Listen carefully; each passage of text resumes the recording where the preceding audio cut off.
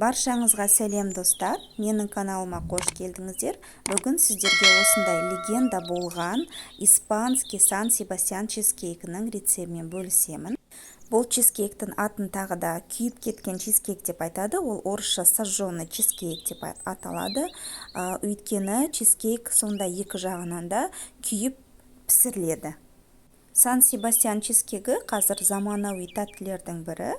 Бұл чизкейкті осындай шоколадный топпингпен, не болмаса ягодный топпингпен беріледі. Көптеген ресторандарда, кафелерде бұл чизкейк қазір әйгілі.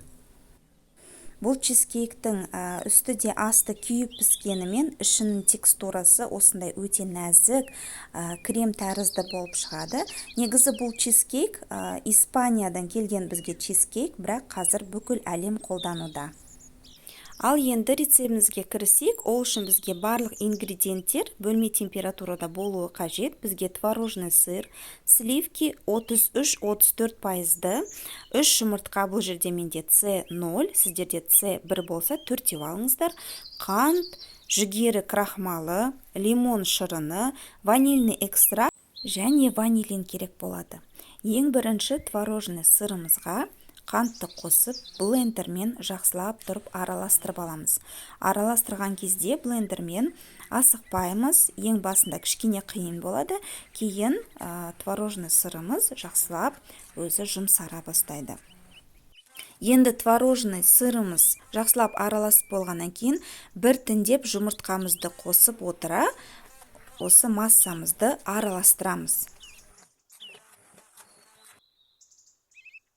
Әрбір жұмыртқаны сала отырып, жақсылап тұрып араластырамыз, және жұмыртқаларды сала отыра біздің массамыз жұмсарады.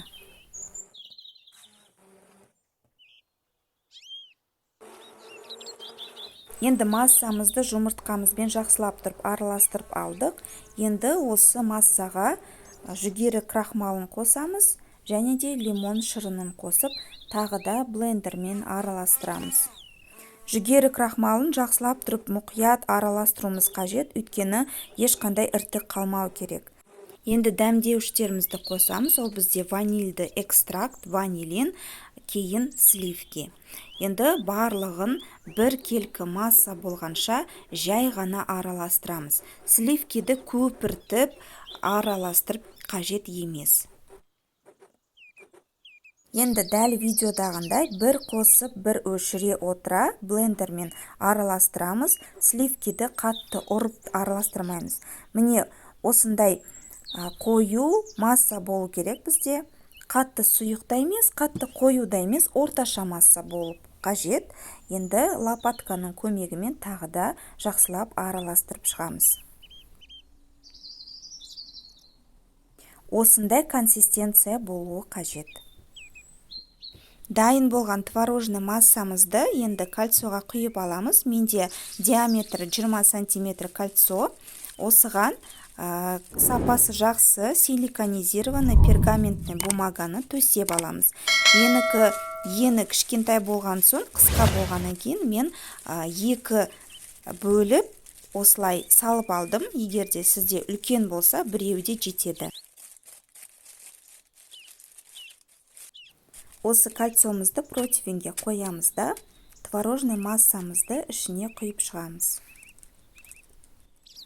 Творожный массамызды құйып алғаннан кейін, осылай противеньнің көмегімен сілкіп аламыз, ауасын шығарып, және де лопатканың көмегімен үстін тегістеп аламыз. Чизкейкті алдын ала 230 градуста қызып тұрған пеште конвекциясыз 30-40 минут пісіріп аламыз. Менің чизкейкім 35 минутта пісіп шықты, және де осылай сілкіген уақытта противеньді осындай дірілдеу керек. Енді 2 сағат суытамыз.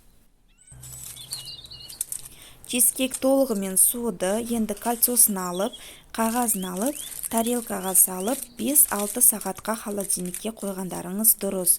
Сол кезде чизкейктеріңіз өте дәмді, нәзік болады, және де ваниль оған керемет дәм, керемет иіс береді.